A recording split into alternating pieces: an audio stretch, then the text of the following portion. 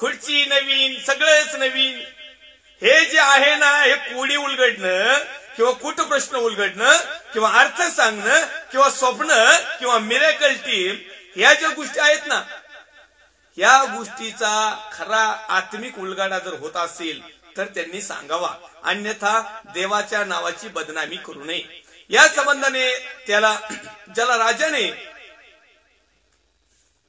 Daniel जो प्रवीण होता असे दिसून आले, तर आता दानियलच बोलून आणा म्हणजे तो अर्थ सांगेल. मग त्या लोकांनी सांगितलं, तुमचा बाप नबुखद्नेस्सर राजाच्या काळामध्ये ज्याला देवाचा पवित्र आत्मा चालवत होता, ज्याच्यामध्ये उत्तम असं ज्ञान होतं, ज्याच्यामध्ये विवेक होता, ज्याला स्वप्नाचा अर्थ सांगता येत होता, ज्याला कुठ प्रश्न उलगडता येत होते, ज्याला कोरडी उलगडता होती, आणि या सर्व घटना परमेश्वरापासून त्याला प्राप्त होत होत्या, असा एक कोणी मनुष्य आहे, त्याचं नाव दानियल आहे. तर आता दानियलच बोलून आणा म्हणजे तो या गोष्टीचा अर्थ सांगेल. मग तेव्हा दानियलास राजा पुढे आणले. राजा त्यास म्हणाला, माझा बाप जो राजा त्याने यहुदातून पकडून आणलेल्या लोकांपैकी दानियल तू हेच का, तूच का? तुला पकडून आणलेले, देवाच्या सेवकाला पकडून आणलं होतं. तो राजेशाही थाटात नव्हता. आपल्या देवाच्या सेवकाला बोलायचं म्हणलं, हे राजेशाही ताटात असते, इशी मध्ये बसलेले असते, याला गुलाम करून आणलं होतं. हा पारतंत्र्यात होता, जगिकरित्या होता, परंतु आत्मिकरित्या परमेश्वरच्या राज्यातला मनुष्य होता. आज अनेक लोक जगिकरित्या गुलामगिरीत नाहीत, परंतु आध्यात्मिकरित्या अनेक लोक गुलामगिरीत आहेत. हा फरक आहे देवाच्या आत्म्याचा आणि 14व्या क्रमांकाच्या वचनामध्ये तू लिहित आहे, मी तुझविषयी ऐकले की देवाचा आत्मा तुझ्या ठाई आहे आणि प्रकाश, विवेक व उत्तम ज्ञान ही तुझ्या ठाई दिसून आली आहे. हे त्या राजाला देखील दिसते. आता हा लेख वाचून याचा अर्थ करून मला सांगावा म्हणून हे ज्ञानी व मांत्रिक लोक माझ्या पुढे आणले, पण त्याचा अर्थ त्यास सांगता येईल. तो म्हणताय की मी प्रयत्न केला, बाकीचे तांत्रिक मांत्रिक हे जगातले ज्ञानी पंडित आणले, परंतु जो अर्थ मला हवा आहे किंवा जो अर्थ याचा ऍक्च्युली आहे त्याचा अर्थ त्यांना सांगता येणार. मग मी तुझविषयी ऐकले की तुला स्वप्नाचा अर्थ सांगता येतो, कोडी उलगडता येतात. आता तुला हा लेख वाचता येऊन त्याचा अर्थ मला सांगता आला तर तुला जांभळ्या रंगाचा पोशाख मिळेल, तुझ्या गळ्यात सोन्याचा गोप घालण्यात येईल आणि तू राज्यातील तिघा अधिपतीला एक होशील. हे आम्हीच दाखवलं त्याला, हे बक्षीस तयार केलं, त्याच्यासाठी एक नफा किंवा फायदा ठेवला पुढं. आम्हाला जर म्हणले ना कोणत्या पाळक साहेबांना, याजक साहेबाला, तू असं केलं तर असं देऊ, बास वाटोळच झालं समजायचं त्या माणसाचं. नको ते अर्थ सांगून मोकळा, एकदम पक्का त्याला, जसं एखाद्या जाळ्यामध्ये एखादा पक्षी अडकतो अशा प्रकारे त्या मनुष्याला अडकून ते बक्षीस घेतल्याशिवाय काही जाणार नाही. तेव्हा दानियेलाने राजास उत्तर दिले की तुझ्या देणग्या तुझ्याजवळ राहू दे, झाड होतोय, तोय देणग्याचा, तोय रुपड्याचा, आणि तोय पैशाचा, तोय माळीचा, तोय गंठणाचा, तिकडेच जाळ हो पारता, काही घेणं नाही देणं नाही. काय सांगतो तो, मला जर याचा अर्थ सांगितला तर तुला जांभळ्या रंगाचा पोशाख मिळेल, जांभळा रंग लय श्रीमंतीचा राहायचा त्यावेळेस, तुझ्या गळ्यात सोन्याचा गोप घालण्यात येईल. त्या टायमिंगला राजे राजवाडे असे मुनी मुनी मुनी मुनी घालायचे सोन्याचे, असं वेगवेगळे डायमंड वगैरे राहायचे त्याला. तो म्हणतो तो देईल. पुढे तो म्हणतोय वरून तू त्या माझ्या राज्यातल्या तिघा अधिपतीतला एक होशील.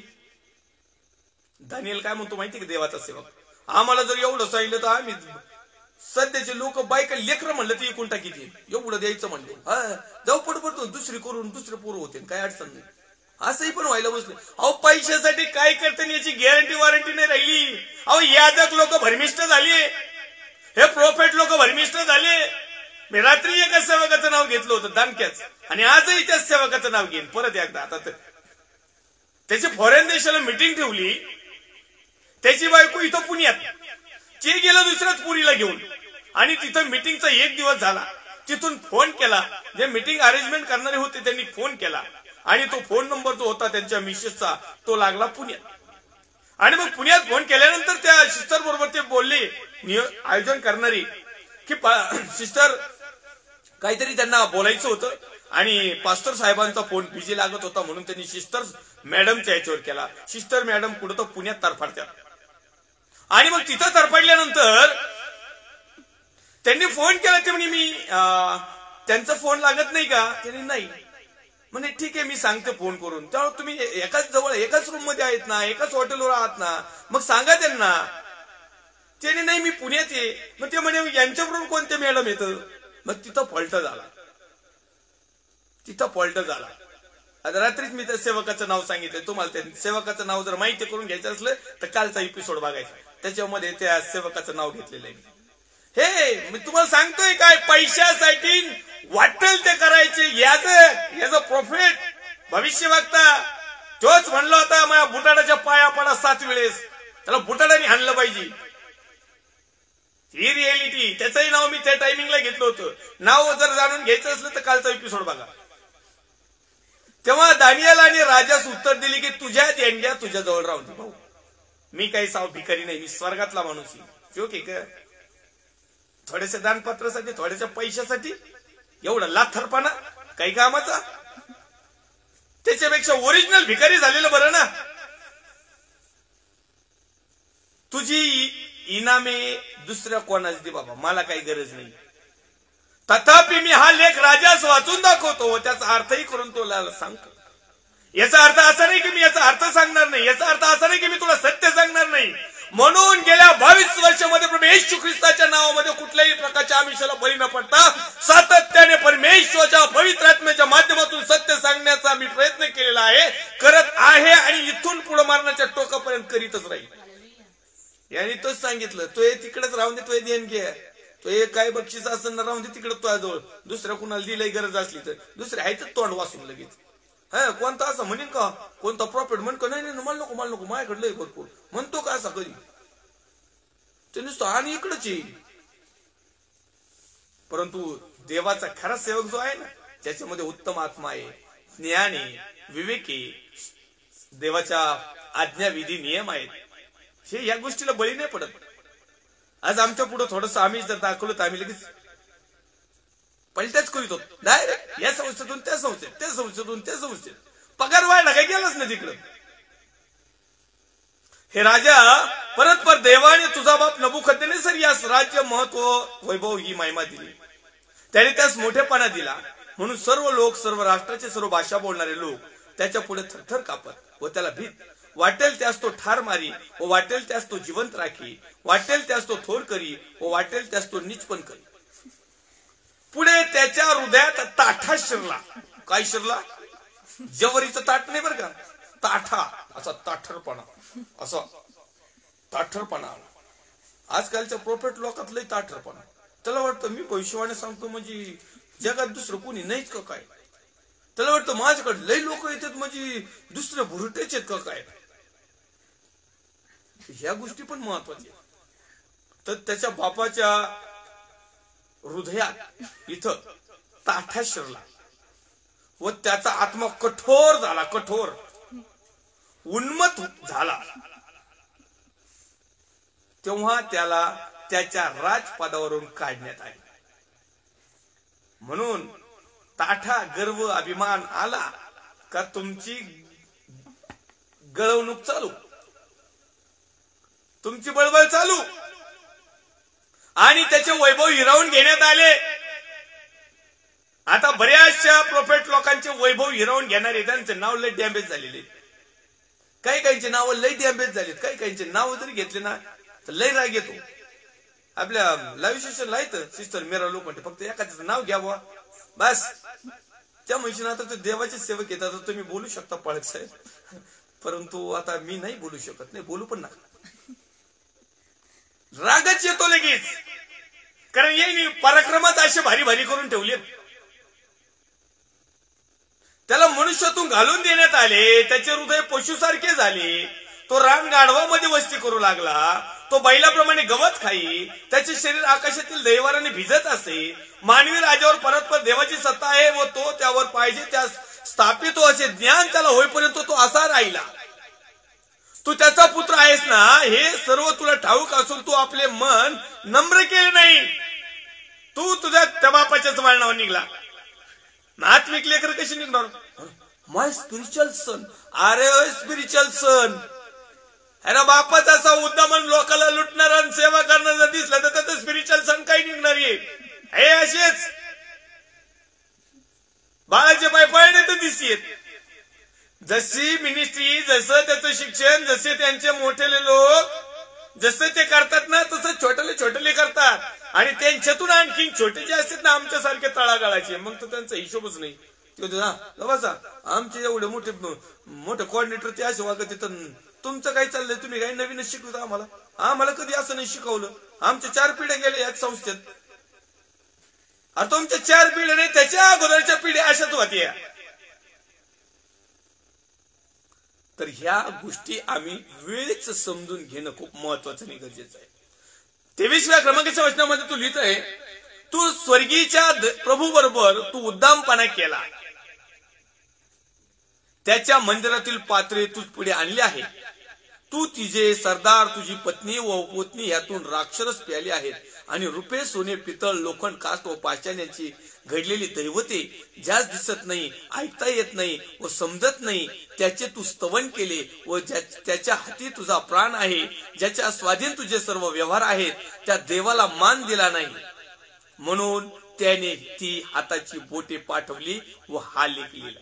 हा लेख वाचण्याच्या अगोदर, हा लेख समजून घेण्याच्या अगोदर, हे राजा तू समजून घे, तुझ्या बापाने असंच केलं. काशी तुझा बापाही उद्दामपणानेच वागला. परमेश्वराने त्याला ताडण म्हणून काही दिवस बैलासारखं गवत खायला लावलं. आठवण करून देतोय आणि वरून सांगतो, हे तुला माहिती आहे, हे तू पाहिलेलं आहेस, हे तू पाहिलेलं आहेस, हे तुला ज्ञात आहे. कारण तो म्हणत आहे की पुढं तू त्याचा पुत्र आहेस, हे सर्व तुला ठाऊक असून तू आपले मन नम्र केले नाही.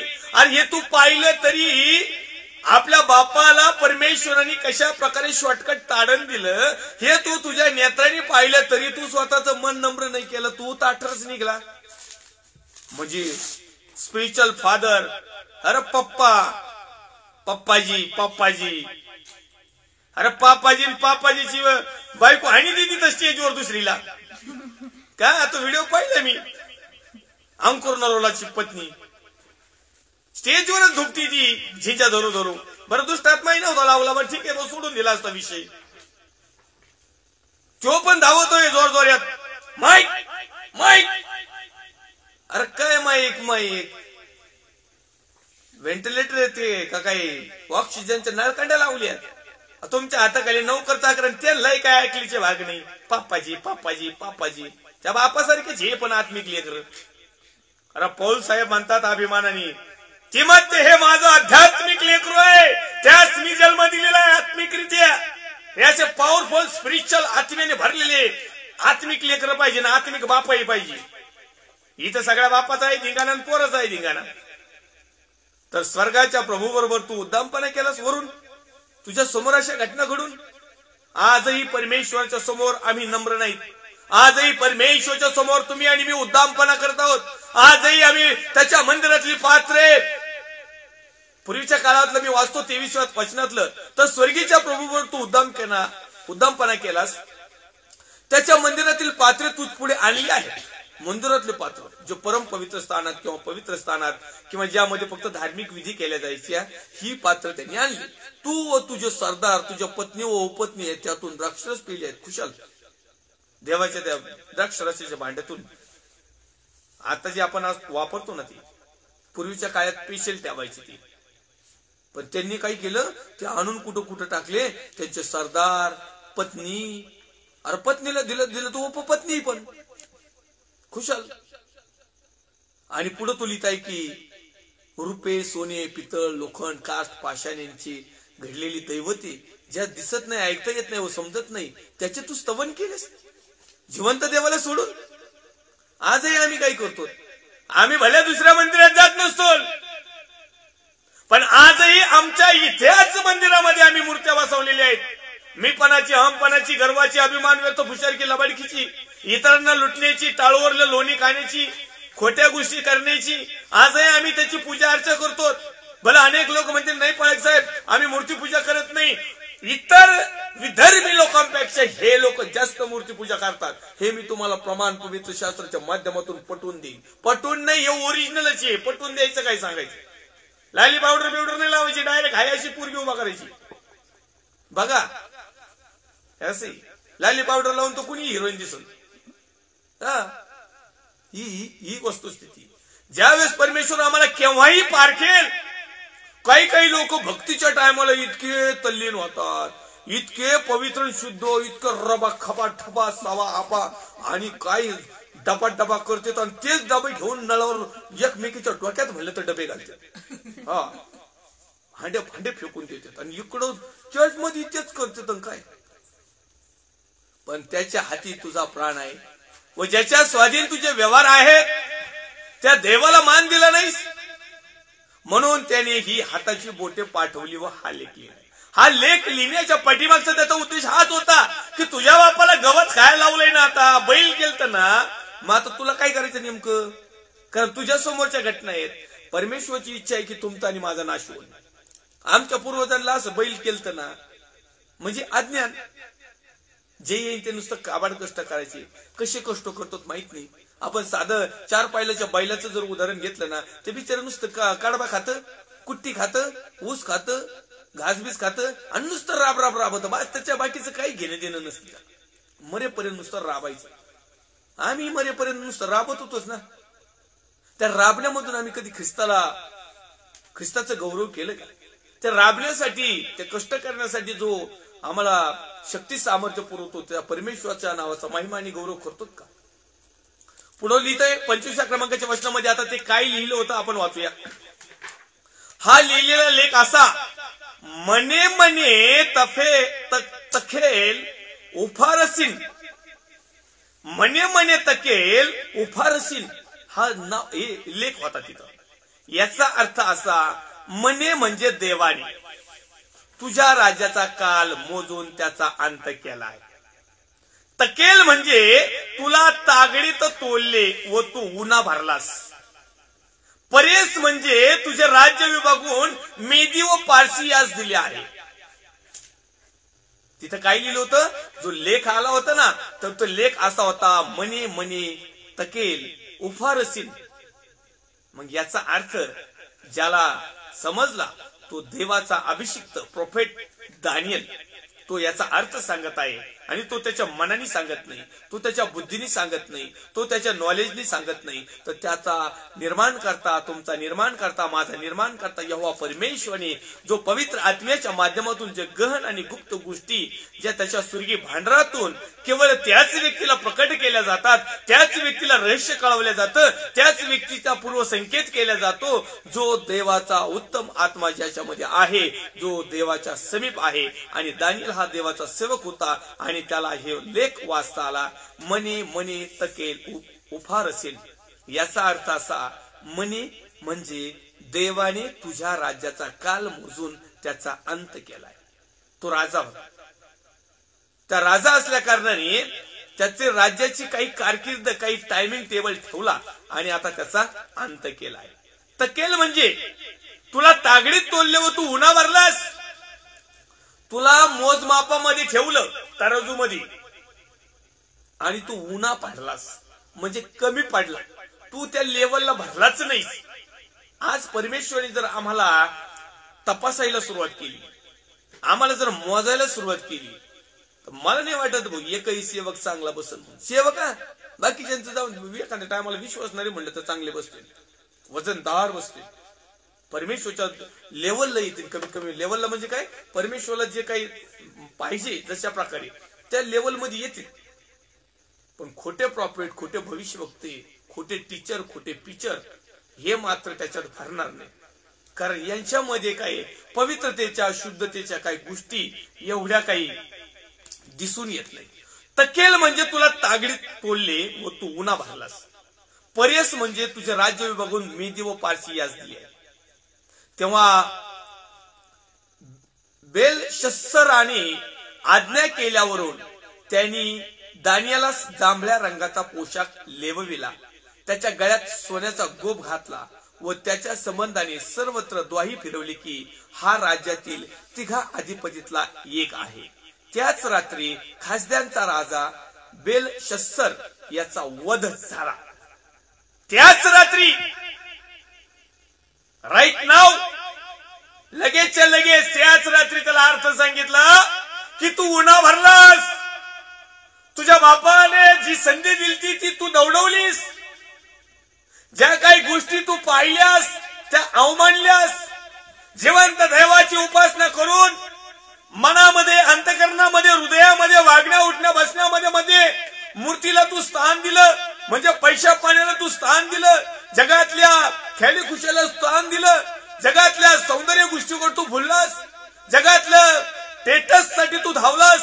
परमेश्वराचं नाव कधी तू घेतलं नाही, परमेश्वराच्या नावाचा गौरव केला नाही, परमेश्वरामध्ये लीन नम्र झाला नाहीस, प्रभू मध्ये तुला जे काही गोष्टी करायच्या होत्या त्या तू केल्या नाहीस, परमेश्वराच्या ज्या काही गोष्टी ऐकायच्या होत्या त्या ऐकल्या नाहीस, वरून सेवा करीता सेवेचे भांडे तू आपल्या पत्नी, उपपत्नी, साधारण मित्रामध्ये आणले आणि तिथं पार्ट्या केल्या, जेवढे व्यवहार केले तू परमेश्वराला प्राधान्य दिलं नाही. आणि म्हणून ते बोट आले, बोट नाही आले ते निरोपवाला निरोप डायरेक्ट, ते बोट म्हणजे निरोप होता याला, आता तू गेला. तुला ज्या दिवशी अर्थ समजत ना तू मेलाच समजायचा. बरं झालं याला लवकर दानियाला पहिल्याच दिवशी पाठवलं पाहिजे होतं. जो याला बोट नजरी पडले लगेच दानियाला प्रभू म्हणलं पाहिजे जाय पटक्याची, याला थांबूच नको देऊ. पण झालं कसं माहिती का, परमेश्वरची योजना आहे, आपल्या म्हणण्यावर नाही जमणार. त्याने तांत्रिक, मांत्रिक, अमके फलाने बिस्तने बरेच जण बोलावले, बच्चे जगलं ते चांगलं, जसं जसं जगलं तसं तसं परमेश्वराच्या क्रोधाला अजून एक गेलं, परमेश्वराचा क्रोध आणखीन वाढत गेला. शेवटी दानिएल आला आणि मग दानिएलाने सांगितलं की असं असं आहे. आणि मग काय झालेलं की त्या ठिकाणी दानिएलाने उत्तर सांगितल्यानंतर, प्रश्नाचा अर्थ सांगितल्यानंतर त्याने त्याच्या शब्दाप्रमाणे त्याला जांभळ्या रंगाचा पोशाख दिला, गळ्यात सोन्याचा गोप घातला आणि सर्वत्र द्वाही फिरवली की हा राज्यातील तिघा अधिपतीतला एक आहे. त्याला उच्च स्थानावर बसवलं आणि त्याच रात्री खासद्याच्या राजा बेलशस्सर याचा वध झाला. वधलं, त्याला वधलं, अटॅक बिटॅक नाही आला. वध म्हणजे काय, त्याला मारणं. बऱ्याच जणांनी येऊन त्याला लय लय धोपटावणं आणि त्याच्यात तो मरण पावणं, याला म्हणतात वध. आणि दार्यावेश मेदी हा सुमारे 62 वर्षाचा असता राज्य पदारूढ झाला. हे परमेश्वरचं रहस्य. परमेश्वर ज्यावेळेस रहस्य प्रकट करतो ना ते सोडित नाही कुणाला. जागेवर खालास. नव्या करारामध्ये देखील पहिल्या मंडळीमध्ये तेच झालं ना. आपण सातत्याने उदाहरणामध्ये पाहतो, कारण बाह्य स्वरूपाची उदाहरणं देण्यापेक्षा पवित्र शास्त्रातली उदाहरणं दिलेली कधी पण चांगले आहे की नाही. हनन्या आणि सफीरा पवित्र आत्म्याची विरोधात लबाडी केली, टपक्याचे मेले दोघं पण. पेत्र पण म्हणलं तर जाळ होतोय सोन्याचा रुपयाचा तोया. देवाच्या पवित्र आत्म्याचं कृपादान वरदान तू काय पैसे देऊन मागतो काय. आणि एवढे आहेत का आजकालचे प्रॉफिट लगेच म्हणता तू हात ठेवला मी मला पैसे दे मी तुला तो पॉवर देतो. अरे हे पॉवर देतो म्हणजे तांत्रिक मांत्रिकाचा पॉवर, हे काही साधे पॉवर आहेत का. तुम्हाला काय वाटतंय का सगळेच देवाच्या पवित्र आत्म्याने कृपामंडित झालेले लोक सेवा करतात का. अहो तांत्रिक मांत्रिक सुद्धा प्रभू येशूच्या नावात त्याच्या खाली लेबल खाली सेवाच करतेत. ते नीड डोक्यावर हात ठेवला थरथर कापत माणूस पडत. अहो त्यांच्याकडे ती विद्या शक्ती आहेच ना, आहे. म्हणून तो म्हणतो तेजस्वी देवदूतांनी जरी सोंग घेतलं फसवतो, सैतान घेतोच. मग या जग सेवकाचं प्रॉफिटचं सोंग घ्यायला काय लागत. मग आम्ही पाहतो की या ठिकाणी देव ज्यावेळेस प्रकटीकरण देतो, देव ज्यावेळेस अद्भुत गोष्टी करतो, त्याचं खरं प्रकटीकरण, खरा अर्थ, खरा रहस्य तुम्हाला फक्त ज्याच्यामध्ये देवाचा पवित्र आत्मा वस्ती करतो हाच समजून सांगेल. म्हणजे पवित्र शास्त्राचं चिंतन मनन अध्ययन पठन किंवा पवित्र शास्त्रामधल्या गहन आणि गुप्त गोष्टी ज्या रियालिटीमध्ये खऱ्या आहेत, देवाच्या दृष्टिकोनातून आहेत, तो असाच प्रॉफिट किंवा याजक किंवा पास्टर किंवा फादर किंवा रेव्हरंड बिशप गुरुजी किंवा देवाचा सेवक किंवा बिलिओस भाऊ बहीण आई वडील सांगतील की जे पवित्र आत्म्याच्या रूलनुसार जीवन जगतात. बाकीचे तुम्हाला मनानी फायके सांगतील तुम्हाला. मनाने काही सांगते तुम्हाला काही समजत आहे, तुम्ही म्हणणार हा तुमच्या फायद्याचा अर्थ सांगितलं म्हणजे ओकेच ना. इथं याच्या फायद्याचा अर्थ नव्हता, तो म्हटला तर संपलं तुझं राज्य काढून घेईल. आम्ही जर सांगितलं असं पहिला आम्हाला काढून देतील, तिथून हाकलून देतील. या ठिकाणी आपण आणखीन एक रेफरन्स पाहणार आहोत. दानिएलचा ग्रंथ अध्याय क्रमांक 6 मध्ये या ठिकाणी देखील परमेश्वराचे एक रहस्य जोडलेलं आहे. मी तुम्हाला शॉर्टकट मध्ये सांगतो, ते वचन वाचत नाही, कारण तुम्हाला प्रत्येकाला माहिती आहे, संपूर्ण जगाला माहिती आहे. दानिएलला सिंहाच्या गुहेत दानिएलला टाकतात आणि दानिएलच्या जीवनात पण असंच घडलं की दानिएलला एका गोष्टीसाठी सांगितलं होतं की ही गोष्ट करू नको, जगातली कर. पण दानिएल म्हटला नाही, माझा स्वर्गीय परमेश्वर पित्याचं जे काय आहे ते मी माझा परिपाठ काही सोडणार नाही, मी प्रार्थना माझ्या प्रभूचीच परमेश्वरचीच करणार. मग यावरून काय झालेलं आहे की आपण डायरेक्ट वचन वाचूया.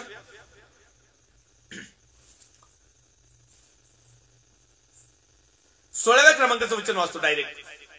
त्यावर राजाज्ञेवरून दानिएलास आणून सिंहाच्या गुहेत टाकले. राजा दानिएलास म्हणाला, राजा म्हणतोय, ज्या देवाची तू नित्य सेवा करीतोस तो तुला सोडविल. ज्या देवाची तू काय सेवा, कशी नित्य नियमाने, आमच्या आहे ना नित्य नियम रविवार, नित्य नियम नाताळ, नित्य नियम जेवणाचा कार्यक्रम असल्यानंतर नित्य नियम आमचा ते चुकत नाही कधी.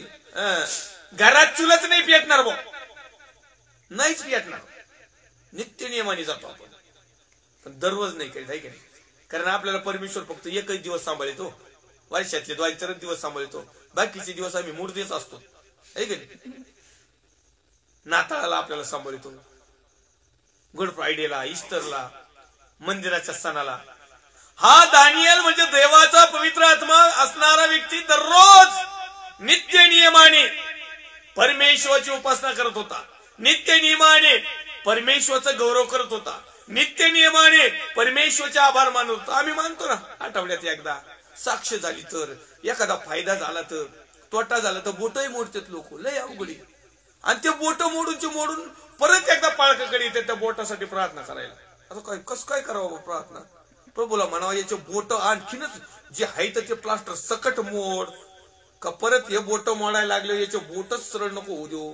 प्रार्थना तरी कशी करावी, म्हणजे प्रभूने प्रार्थना नाही ऐकली म्हणून बोट मोडीत आणि बोट मोडल्यावर परत प्रभूकडेच येतात, प्रभू हे बोट नीट कर. नित्य नियमाने दररोज, म्हणून आपण सातत्याने दररोज चिंतन म्हणत नित्य नियमाने 8:30 ते 9:30 आणि 8:30 ते 9:30 ज्या दिवशी नसेल त्या दिवशी कुठेतरी प्रार्थना असणार. नित्य नियम, तुम्हाला जरी वेळ नसला भेटला तर नित्य नियमाने 1-2 मिनिटं तर वेळ देताल की नाही. झोपातून उठल्यावर, झोपायच्या अगोदर, याच्या टायमाला तर म्हणा, खायला प्यायला येशूने दिले तेवढं तरी आभार माना. आम्ही आभारी रे, आभारी मानतो येशूला, नका प्रार्थना करू, एवढंच म्हणत राहा तरी जमत. त्यांनी एक शिला आणून गुहेच्या दारावर ठेवली आणि राजाने आपल्या मुद्रेचा व आपल्या सरदाराच्या मुद्रांचा तिच्यावर शिक्का केला. तो अशासाठी की दानिएलाच्या बाबतीत काही एक फेरबदल होऊ नये. नंतर राजा आपल्या महालात गेला, त्यांनी ती रात्र उपाशीच काढली, त्याच्यासमोर वाद्य आणली नाही, त्याची झोप उडाली. मग राजा मोठ्या पहाटेस उठून त्वरेने सिंहाच्या गुहेनजीक गेला. तो गुहेजवळ दानिएलाकडे जाऊन शोक स्वराने ओरडून म्हणाला, हे दानिएला, जिवंत देवाच्या सेवका, ज्या देवाची सेवा तू नित्य करीतोस त्याला सिंहापासून तुला सोडवता आले काय. म्हणजे राजाचा सुद्धा दानिएलवर भरोसा होता, पण राजाला गुरु लई, राजाला कान मंत्र देणारी लई, प्रॉफेटला टोचणारी लई. हो पास्टर साहेब, हा तुम्ही जे करता ते ओके, हे असे बोट लावणारी लई.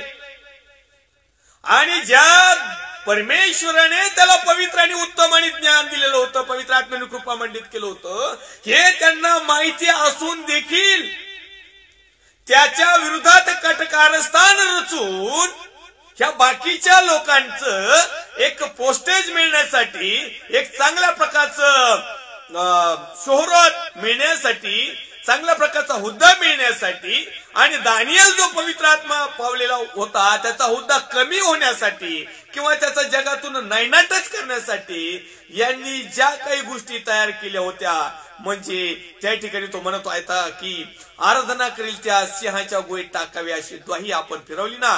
राजाने उत्तर दिले की येस, मेदी व पारसियाच्या न पालटणाऱ्या कायद्याप्रमाणे निश्चित ठरवले. तेव्हा जे राजास म्हणाले, महाराज पकडून आणलेल्या यहुद्यापैकी तो दानियल आपणा आला व आपण सही केलेल्या द्वाहीला जुमानीत नाही तर तो नित्य तीनदा प्रार्थना करीतो. हे शब्द ऐकून राजा फार खिन्न झाला आणि दानियलाचा बचाव करण्याचा तो विचार करू लागला. त्याचा बचाव करावा म्हणून त्याने सूर्य मावळेपर्यंत प्रयत्न केला. मग ती मनुष्य राजाकडे जमावाने आली व त्याला म्हणाली, हे राजा, हे लक्षात आण, मेदी व पारसियाचा असा शिस्त आहे की राजाने केलेल्या द्वाह्या ह्या किंवा नियम पाळता येत नाही.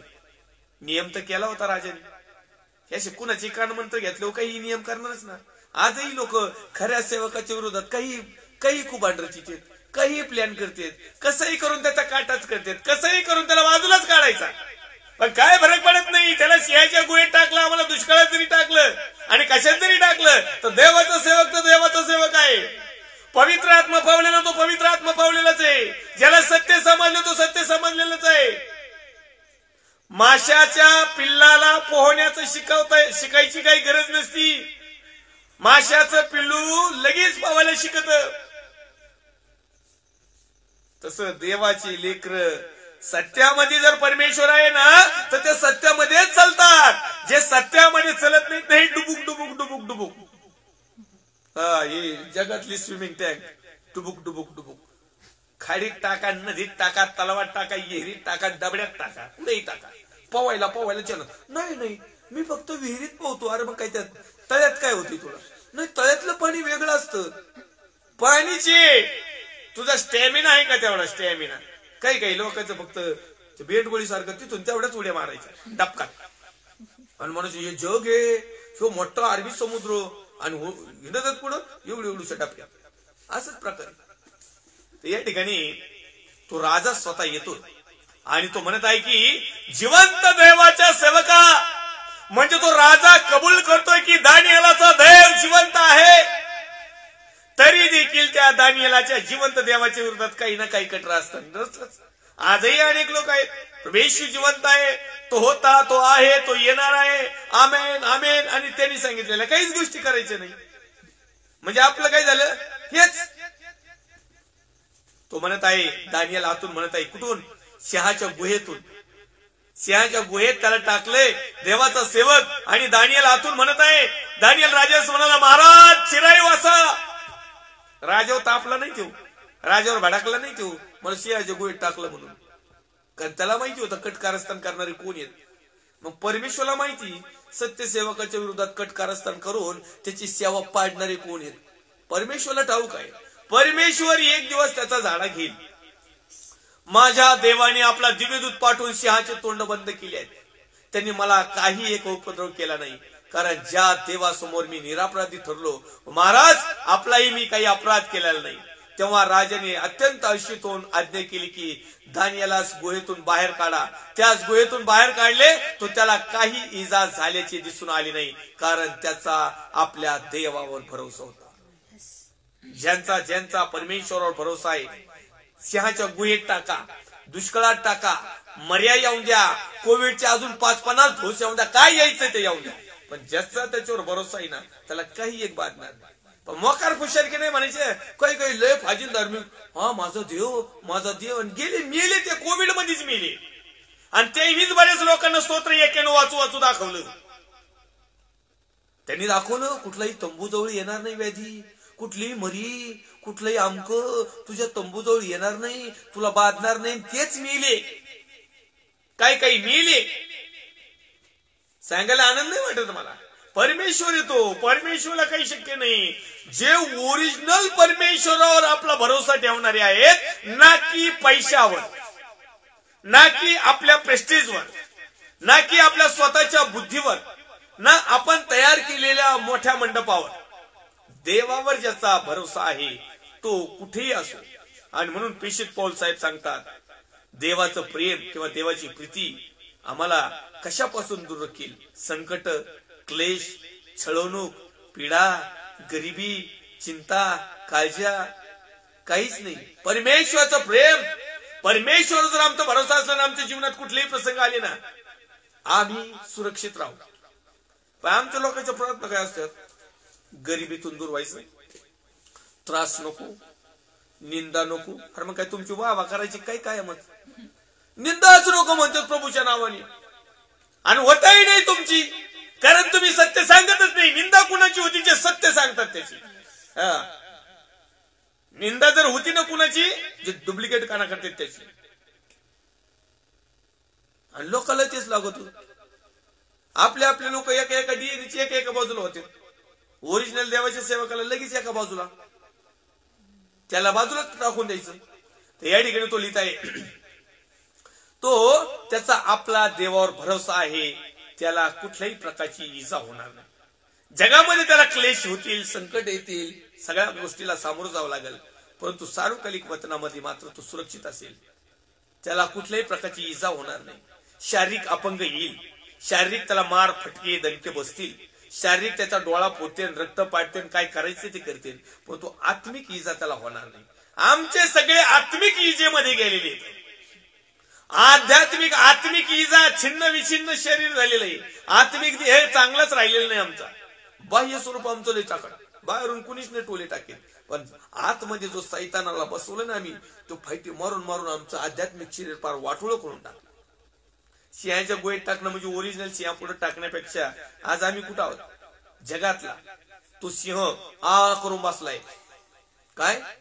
कारण आपलं झगडणं रक्तमांसाबरोबर नाही, हाडामांसाबरोबर नाही, आपल्या भावाबरोबर नाही, कुठल्या मिनिस्ट्री बरोबर नाही, देवाच्या सेवकाबरोबर नाही, बिलियोस लोकांबरोबर पण नाही, विधर्मी लोकांबरोबर पण नाही. आपलं झगडणं सैतानाबरोबर आहे.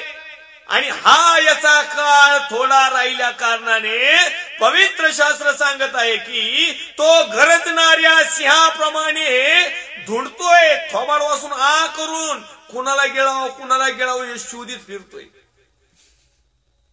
इथं दानियालाच्या ओरिजिनल सिंहा पुढे टाकलं, देवदूत आले, सिंहाचे थोबाडच बंद करून टाकले. बंद, बस, मांस खायचं सोडून द्या, गप्प पडले ते. पण ह्या सिंहापुढे आज आम्हाला सोडवण्यास कोण समर्थ आहे? सगळे त्याच्या तावडीत सापडले. हे परमेश्वरच्या संकल्पना आहेत, परमेश्वरचे बेत आहेत की आम्ही जर परमेश्वरवर टोटली भरोसा ठेवला, अवलंबून राहिलो, विश्वास ठेवला आणि सत्यामध्ये जर जीवन समर्पित कसलो, तो योग किती मोठा येऊ द्या आमच्या पुढं गिळण्यासाठी, आम्हाला प्रभूपासून दूर करण्यासाठी. ज्याच्याजवळ सत्य आहे तो कदापि तो इजा पावणार नाही. जगिकदृष्ट्या, शारीरिकदृष्ट्या बाह्य स्वरूपाची इजा होतील, गरीब राहील, लोक मध्ये पॉप्युलर होणार नाही, स्टेटस मिळणार नाही, लय श्रीमंत होणार नाही, पण तो देवाच्या राज्यामध्ये मात्र सर्व काळ तो परमेश्वरच्या सानिध्यातला असेल. तेव्हा ज्या मनुष्याने दानियेलवर आरोप आणला होता, आता काय झालं? ज्या मनुष्याने 2-4 जणांनी प्लॅन केलं ना देवाच्या ओरिजिनल सेवकाला फसवायचा, मग तेव्हा ज्या मनुष्याने दानियेलावर आरोप आणला होता त्यास राजाज्ञेवरून पकडून आणले. तुम्हाला काय वाटतंय? स्वागत केलं असेल का त्यांचं? बक्षीस दिलं असेल का त्यांना? इनाम दिलाय, वाचू आपण पुढं.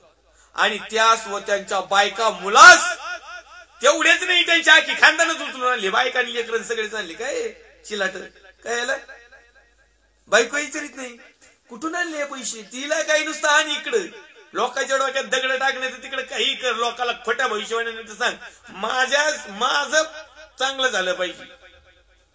प्रॉफिटच्या मंडळ्यांनो, जरा आपल्या प्रॉफिट लोकांना सांगा कुठून येतं एवढं. आपण तर काय आम्हाला जात नाही, पण तुम्ही कशाला विचारणार? कारण तुमच्या 10 आणि 20 हजाराच्या साड्या, 10 आणि 20 हजाराची ती काही कुर्ते काढते, तुमच्या गाड्या 20 लाखापर्यंतच्या. तुम्ही कशाला असे प्रश्न विचारता कुठून आले? उलट तुम्ही म्हणता ज्यादा लुटा, मी सपोर्ट करते, मी काही भविष्यवाण्या करते, पुण्यातच बसते आणि तू दुसरी घेऊन जा तिकडं. त्यास व त्याच्या बायकास मुलास, बायका मुलास सकट शेळ्याच्या गुहेत टाकलं. ह्या बायकांनी लेकरांनी सोडले, भिंताच आणली. हे असे खोट्याचे नाके कुटुंबच उचलून आणायलाच पाहिजे. जर मी अशा सापडतो, माझी बायको सुजाता मुलगी सुवार्ता, मुलगा संदेश आणि मी चौघ आई बापाला जर भेटले त्या टायमिंगला तर त्यांनाही उचलून टाकून देतील. काय मग नाही धोरणात मग काय करायचं? ही घटना होणार आहे. हा नातेवाईक काय उचलून आणायला पाहिजे. तेव्हा ते सिंहाच्या तडाख्यात सापडून त्या गुहेच्या तळाशी पोहोचण्यापूर्वीच सर्वांच्या हाडाची त्यांनी चुरडा केला. सगळ्यांच्या हाडाचा चुरडाच करून टाकला. सिंह येते जोक एक काय सिंह पुढे टाकली, एकही ठेवले नाही. दानियालाचे तर किती पटक्याच करायला पाहिजे. तो एकटच होतो. यांना तर 2-3 जण त्यांच्या आखे कुटुंब लेकर वाय कसं सकट आणली दिले सिंहाच्या गोष्ट टाकून. परमेश्वराचं जे प्रकटीकरण आहे, रहस्य आहे, भविष्यवाणीचे आहेत, पूर्वसंकेत आहेत, ते जर आम्ही वेळेत समजून घेतले तर निश्चित अर्थाने आमचं तारण होईल, बचाव होईल. आपल्या वेळेस होत आलेला आहे. काही वचन वाचतो आणि आपण थांबूया. मी फरमावतो की माझ्या या साम्राज्याच्या सर्व आधीतील लोकांनी दानिएलाच्या देवापुढे कंपित होऊन त्याचे भय धरावे, कारण तो जिवंत देव आहे. तो सर्व काळ जवळ आहे. त्याचे राज्य अविनाशी व त्याचे प्रभुत्व अनंत आहे. ज्याने दानिएला सिंहाच्या पंजातून सोडविले तोच बचाव करणारा व मुक्तीदाता आहे. तो आकाशात व पृथ्वीवर चिन्ह उत्पाद घडविणार आहे. हा दानिएल दारवेशाच्या कारकिर्दीत व कोरेश पारसियाच्या कारकिर्दीस भाग्यात चढला. आमचा परमेश्वर काय आहे माहिती का? पुन्हा एक वार ऐका. तो राजा त्या ठिकाणी लिहित आहे की दानिएलाचा देव जिवंत देव आहे. तुमचा आणि माझा देव जिवंत आहे. तो जिवंत होता, जिवंत आहे आणि जिवंतच येणार आहे. आमचा देव सर्व काळ आमच्या जवळ आहे. तुमच्या आहे की नाही माहित नाही, कारण तो कुणाच्या जवळ राहतो? पाप्याच्या राहतो, पुण्यवानाच्या राहतो. धावून कुणाच्या यायचं? तर जो परमेश्वराच्या समीप आहे त्याचं राज्य अविनाशी आहे. त्याचे प्रभुत्व अनंत काळचं आहे. आणि म्हणून तो सर्व गोष्टीतून आम्हाला सोडवणार आहे. तो बचाव करणारा परमेश्वर आहे. तो मुक्तीदाता देखील आहे. तो आकाशात व पृथ्वीवर चिन्हे व उत्पात घडवणारा पण आहे. चिन्ह पण उत्पात. आपण नाही का म्हणतो लय उत आला याला, म्हणजे नाही का असो लय असो उत्पात भयानक भयानक गोष्टी होणार आहेत. आता चालू आहे युद्धाच्या जरा थोड्याशा ठिणग्या पडल्यात. 3ऱ्या महायुद्धाचे पडघम वाजू राहिलेत. टीव्हीला वगैरे बघितलं असेल तुम्ही बातम्यांना. परमेश्वर महापराक्रमी आहे आणि त्यांनी तुम्हाला आणि मला सुंदर अशी संधी दिलेली आहे. त्या संधीचं जर तुम्ही आणि मी सोनं केलं तर निश्चित अर्थाने आमचं जीवन सफळ झाल्याशिवाय राहणार नाही. परमेश्वरच्या नावाला मी धन्यवाद देतो. या ठिकाणी आपण थांबणार आहोत. आपला वेळ झालेला आहे आणि म्हणून पुन्हा एक वार लाईव्ह सेशनला जोडणाऱ्या सर्व देवाच्या अभिषिक्त सेवक सेविका, विश्वासणारे भाऊ बहीण, आई वडील या प्रत्येकाचं मी पास्टर राजू आल्हाट अहमदनगर मधून मनापासून हार्दिक स्वागत करतो. आणखीन एक गोष्ट या ठिकाणी सांगू इच्छितो. लाईव्ह सेशनला सुरुवातीला एक शब्द माझ्याकडून जरा थोडासा गलत पडलेला होता. कदाचित तुमच्या लक्षात आला नसेल, परंतु मी प्रभू समोर आणि तुमच्या समोर देखील तो कबूल करतो की तो जगातला शब्द होता. तो कसा